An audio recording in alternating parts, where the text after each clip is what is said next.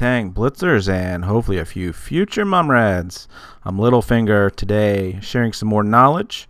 We are going to do a full tank review on the T67, which is an American Tier 5 TD tank destroyer. You can see it here in the garage. It does have a turret that turns quite slowly.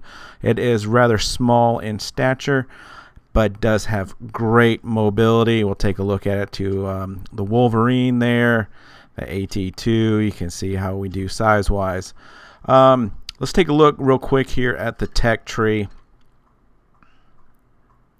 Tier 5, we are right in the middle there after the M8A1. This line takes you to the Hellcat T67 2. All these turreted TDs, super fun line. T28 prototype is a little bit difficult to play just because of its extremely slow speed. But once you get up to the T30 and the E4, you're really going to love these tanks. Highly recommend this line. So let's take a quick look here at the characteristics. You can see not much protection there. Pretty good firepower and shot effectiveness, but way up on maneuverability. You're going to want to quickly get yourself up to the 76 millimeter gun, which does about 128 millimeters of penetration and an average damage there around 160. Set up real quick. You can see, as most tanks these days, I'm running this camouflage. I highly recommend that with TDs. For consumables, repair kit, multi-purpose, and adrenaline. That's fairly standard for me. I'm running the top 3 provisions, which include protective kit, case of cola, and improved fuel. You can see that really boosts up our engine horsepower. The cola helps with our traverse speed and our turret traverse a little bit, and even gives us a little bit of extra rate of fire. And of course, the protective kit is primarily used to protect against fires. Ammunition. Well, this is a little bit interesting. I've got a game I'll show you that I ran out of AP, and actually I ran out of APCR in this game, but I think I would run it more like this with about 30-10 ratio. You don't need very many APCR. Rarely run into a situation where you're going to shoot HE, so I might run with like a 31-9 here. Maybe we could just even it out and go, well, maybe we can't, 30-10 and go with that. I think that'll certainly suffice for a long battle. Let me look real quick here at the equipment. Again, Tier 5, I would not use spare parts. You can see I'm running the gun rammer instead of calibrated shells, just because this tank already has good penetration numbers, so we want to get that extra rate of fire in there. Running protected modules, again, this is primarily because of my consumable setup. I'm not so much worried about crew protection, so that's why I run the protected modules. And then for this tank, I was running improved optics, 263 on the view range there. You know, for a TD, especially a TD with this without much armor, you do want to spend more time in the back. So I could see a good argument for running camouflage nets. If you do run down into the next level and want to spend spare parts, which highly recommend that you don't, because even if you sell the tank, you don't get them back.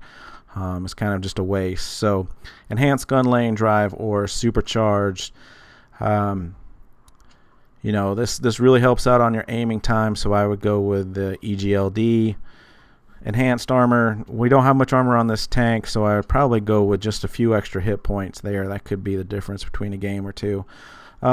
Improved control, you can see we're going to get 9 on the horsepower and 4 on the traverse versus engine accelerator, which is going to give you 32 on the horsepower and 1.5.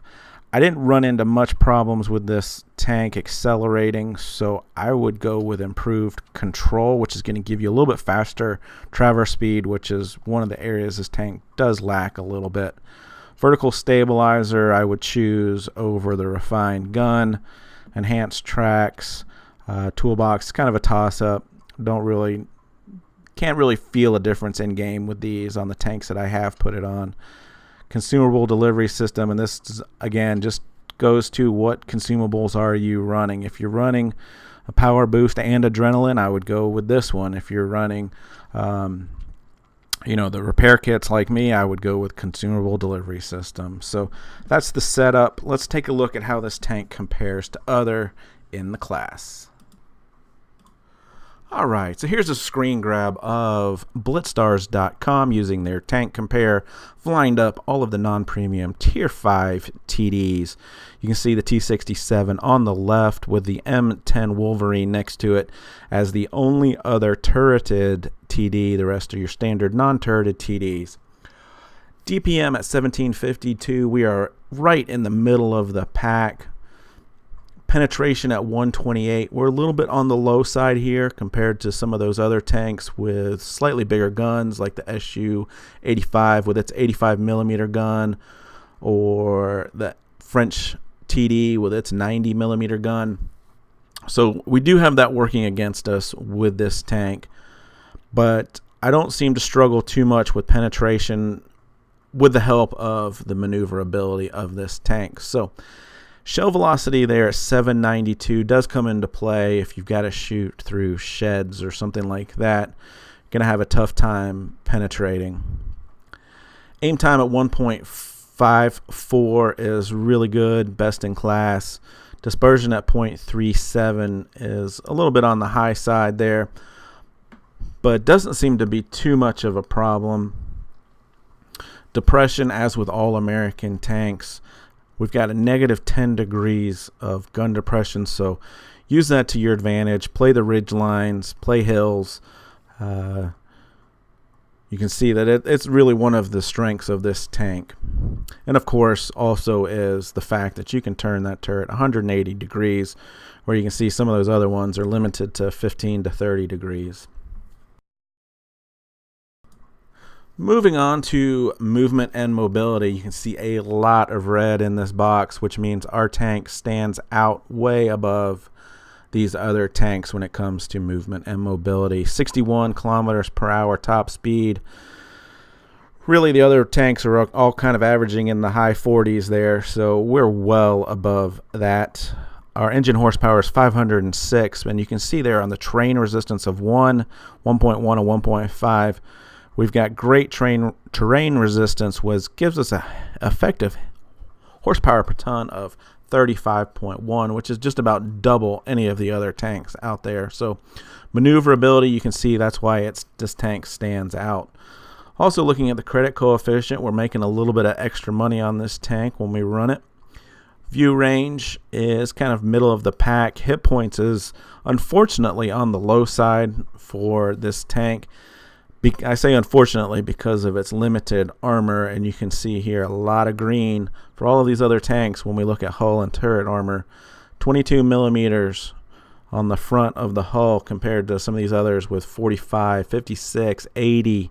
Even the AT2 at 203, you know, that's a difficult tank to penetrate unless you shoot at that commander's hatch. But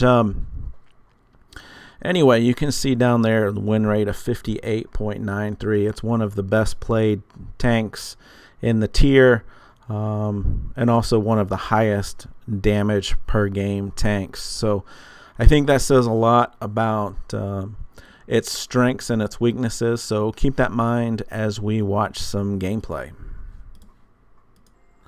Alright guys, first game here is on Falls Creek. I'm going to play the whole thing in fast forward just because I have already posted this game to the site. If you want to watch that game, look under random battles, but you can see here I'm waiting for our heavies to go and spot for me. One of the things I like to do with this tank, you can see here a little bit on a ridge line, hoping that they would spot as they come up the bridge. I figured they would, and sure enough, here they come. Take a shot on the Anko, and unfortunately that bounces. Now I'm trying to decide, how best to handle this situation, and that KV1 pops into sight, and he does a great job angling there. So I'm using this M4 here as a little bit of a meat shield. Obviously he's lower hit points, so the KV is going to be focusing on him. A little bit of a disappointment there with that shot bouncing, so I switch over to APCR for the kill on the KV1. Got tanks coming up the middle. I want to be on the outside. The last thing you want to be with this tank is in the middle taking fire from multiple sides. So you can see here I'm just using the tank speed and maneuverability there. We finish off 2 tanks, haven't taken any damage yet. And this is one of the instances I was talking about with shooting through buildings and whatnot. You can see here 3 shots all bounced. Everyone went through a building but didn't penetrate. So the team quickly folds. 5-on-1 right now. I'm full health, and this Kehoe pushed too fast, and so I'm able to finish him off. Now I'm thinking the only way that I can stand a chance in this game is to separate this team and try to pick them off one at a time. If they come at me all at the same time, I'm toast. So we've got this Hetzer who's just sat here and camped. Shoot his engine out, finish him off. Now we're down to 3 tanks. So I'm going to try to just kind of lose the scent here and fake them out and head back around. Figure they're all probably staying close to the middle of the map. So I'm going to use the tank's wonderful speed here. You can see 60, 62 kilometers per hour. And we're going to go back around towards the bridge, and we're going to use that ledge, hide behind the bush, and we are going to get these guys spotted. SU-85's right there. Get 2 shots into him. Unfortunately, that last one must have just missed before he dropped off there. KV1 going to kill his engine. He has no idea where we are, and we are just pumping damage into him. And I want to get this last one in here before I get spotted by the Anko, which I do. Again, pretend like I'm headed right and switch directions and head left. We know that SU's just now gone into cap, so I can get up here and finish him off. Now it's just 1-on-1. Anko, he's got a little bit more maneuverability on me, and we are just going to duke it out. You can see here it struggles with a slow turret, and look at that, he misses. 7 kills. So I had to share that game again. Loved it. Probably one of my best games. Super fun. Horrible team. I think the top damage there was just over 200, whereas I pumped out 3,600 damage in this tank. I love it. Okay, so next game here is bottom tier. This is actually a Supremacy. I don't think I've really done any games with Supremacy on. It's actually kind of a mistake on my part because of the missions, trying to get some missions done, and I accidentally left it on. But makeup of our team, I think A and B should be the best bet. So we're going to push around. We're not going to go out into A because it's way too wide open out there. So we get some tanks spotted up. You can see there that that aim time is a little bit long. We've got a T67 there rocking back and forth. You can see he's doing a good job. He's small, and with him moving like that, it makes it for a difficult target. But once we are staying still and we're aimed in, not that difficult of a target to hit. So we're back on track here. We kind of missed a few shots early. Toaster's coming up, and he's way exposed. I'm going to go ahead and drop Adrenaline here, just because we've got the ARL TD kind of out in the open. Want to make sure we get him. It's a tough tank with some good armor. So so now let's just kind of push around and try to find some targets. A little bit of trouble there with gun depression, but we still get it down and Get our shot off. T-34 is taken care of. Now it's just this T-25, and I play this one a little bit sloppy here. I didn't expect him to turn. He was kind of just ignoring me. So we get a shot in. He turns, and really at this point I'm trading shots, which I don't want to be doing. So I move up here and get behind this dead carcass, but the team finishes him off. And now we've got a KV-2 spotted.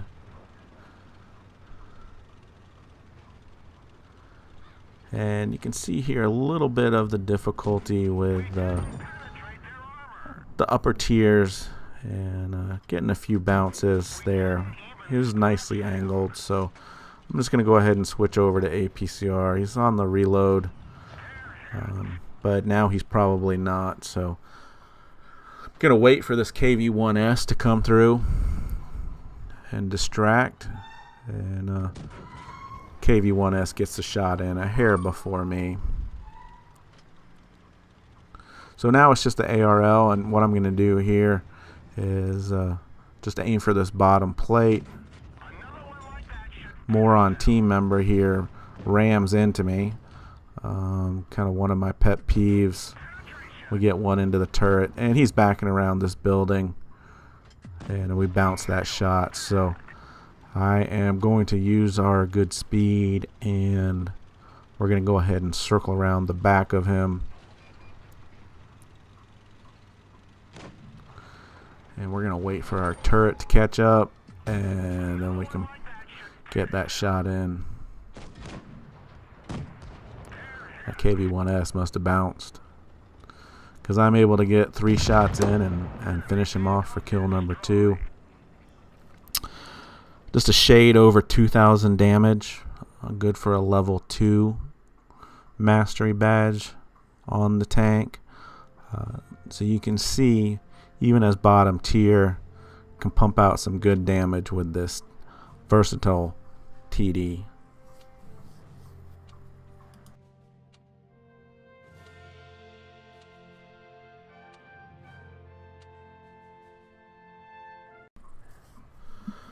Alright, so next game, bottom tier again on Castella. Really hoping our team goes left. We've got the heavy makeup, and there's a great sniping spot for this tank up on this ledge. So we climb the ledge, moving up to this rock here, which gives us great protection from the castle area. And we've got our gun depression. We can get over that hill, so we're sitting pretty right now. So T67 spotted. He gets away. Try to get a shot into that KV-1, but he's turning, so that bounces. Kuro, we're going to aim for that lower plate, but our shot actually hits the top and bounces. And you can see with him angling nicely there, we are struggling a little bit to get some of these to pen. But our so I'm going to switch over to APCR there. Back to AP as he's turning sideways. And now this is the ARL's turn. He's going to come down, and you can see this is a great spot. We're doing lots of damage. If I didn't have shots, I would say relocate and get into a position where you can shoot, but you know, I'm just relying on my team to stay alive at this point and keep these guys spotted. Unfortunately, that shot on the T37 misses. I've got some big heavies here, so again, bouncing a couple of these shots, unfortunately. Get another shot into T37 there, and I get spotted, so I'm going to go ahead and back on down the hill. We don't want to sit up there if we're spotted. We're just an easy target.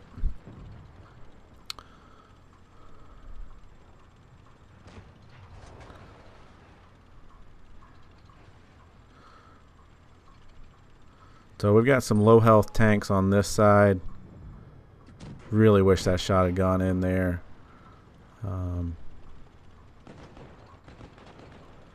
I might have gotten a little bit too anxious here pushing around, but I know they had their TDs pushing there. I didn't realize that that Leo was there, so unfortunately that Leo is not a tank you really want to come into contact with, and you know, pick your poison there. Probably should have just taken out the toaster, but I knew that that Leo would take me out if I didn't take him out first. So and then we've got our Leo here who appears to have some sort of damage because he's hardly moving. Guess he only had one shot loaded there. He didn't have his full loader loaded up, you know, and it's one of these where it's tough to even carry some of these games with some of these players out there right now. So hopefully you guys are taking notes and learning a few things and making yourself overall better teammates. So again, bottom tier, we did 2,178 damage.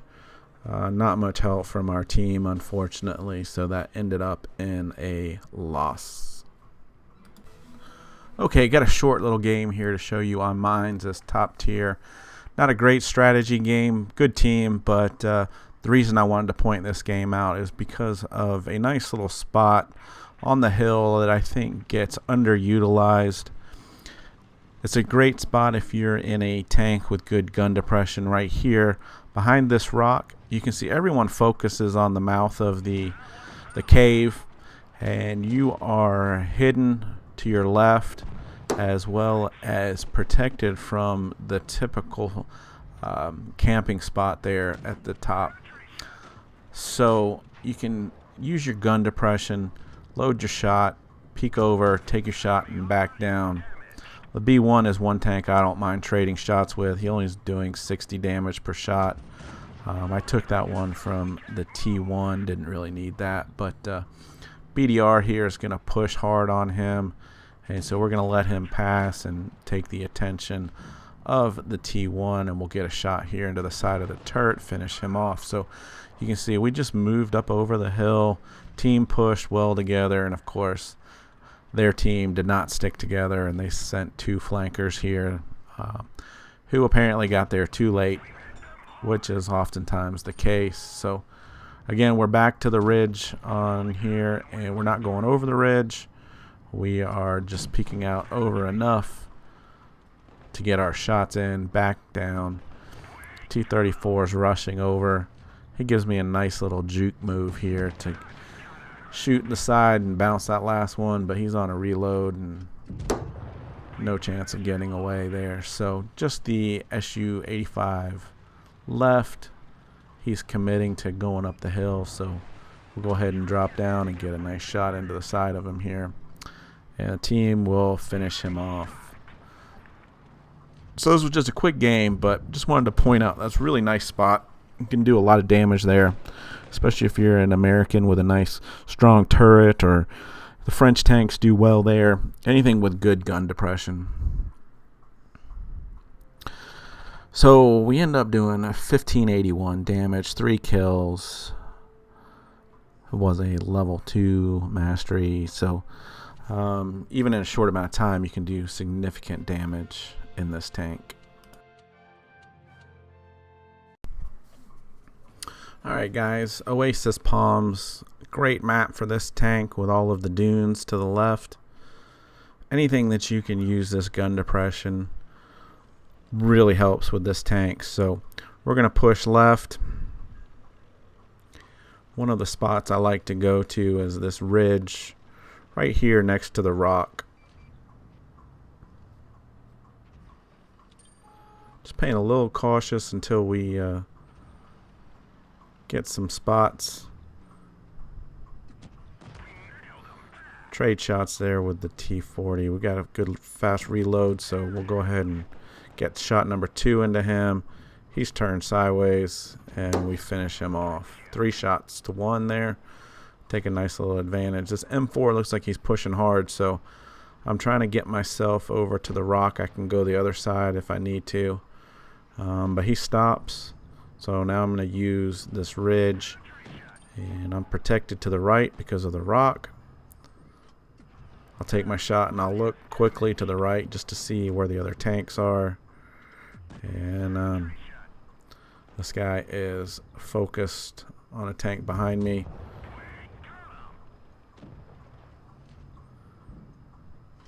Chaffee pulls around there. We'll take a shot into him. He backs up. Get a nice shot there into Chaffee again on the move. You can see how we're working the ridge lines here. That was a bit unfortunate there. We hit a little bit too close to the gun mantlet and bounce that shot. But that big old top, we can take him out for kill number 2. And I figure the last guy, KV, is AFK. We spot him up there. And I always aim the back half of the KV just because that's where the engine is. You are most likely, or if you want to catch it on fire, this is where you need to aim. And the KV-1 does catch on fire quite frequently. So keep that in mind. Get a few extra hit points out of a shot. But, you know, again, another quick game. Good team. 1,958 damage. Scout medal there. And that's just kind of how you play the ridge lines. We got 5 spots.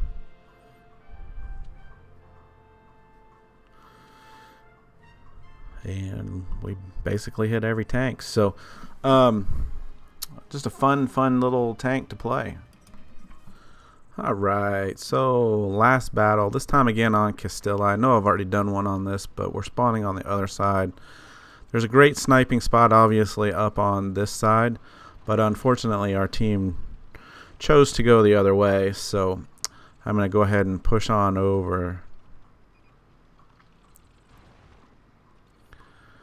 Don't have that good of a climbing ability. But one of the areas that I think gets underused, most people obviously go to the right and pop out and everyone can see them. I like to come on the left of these buildings so I've got protection, especially in a tank with good gun depression like this. And you can see we're just going to back up as soon as we've shot. And we're just going to now wait for somebody to come into view. That both those T28 and the other tank are one-shots the M4. So I'm not too concerned about them. So that's kind of why I make this decision to jump down the hill. But you can see the difficulty in brawling in this tank with the slow turret. You really need to turn the tank as well in order to get it aimed in, because it's difficult otherwise because of the slow turret speed. So anyway, thankfully this A20's got the wrong gun, and we're able to survive by backing up and getting away. So taking a look, they've got 3 down there. Looks like 1's not spotted at this point in time. And we've got 1 guy, I don't know, he must have taken a tour of the other side of the map. Obviously he hasn't been much help. So again, gonna go back over to this underutilized side of the hill here. And gonna go ahead and miss a lot of easy shots here in a minute. Crusader stopped there, and I wasn't planning for that, so we missed that shot. See where these other guys are. I don't have shots on them. Crusader circle back around, kind of rush that shot and miss. I was thinking about dropping down the hill and taking a shot at that Crusader, but that rock kind of stopped me. Shoot this and only get tracks. And he goes behind the building, and team finishes him off just before I'm able to shoot him. They've got 3 left. T28's hung on long enough, and he goes down. Can get a shot here into the KV-1, but then he starts looking at me. So I cannot pull forward. Obviously a one-shot. both of their tanks are in the same spot, so I make the decision to go around behind them. Use our speed and mobility. We're not going to pull all the way down. We're going to play this cautious and get a shot into the side of the Electo. Going to back up so we've got time to reload. He pushes too far and we're able to finish him off. And now it's just the KV left. He's on fire and we'll finish him off for kill number 4. So one of the great things about this tank is its mobility, how agile it is. It is difficult to play close up one-on-one just because of such a slow turret speed. So use your tracks to turn as much as you can. And play it like it doesn't have any armor, because it doesn't. Be very cautious with your hit points early in the game. Try to stay back. Do some good sniping. You know, if you're not doing it right, if you're sitting in a sniping spot and you're not doing damage, call that camping here. So relocate. Use that quick speed and relocate and get to somewhere where you can do some more damage, because you've seen from these games 1,500 easy, 2,000 even, as high as 3,600 if you're lucky. So anyway, guys, hope this review was useful. Good luck out there. Stay safe and have fun. Remember, this is just a game. Get educated, not fingered. Littlefinger out.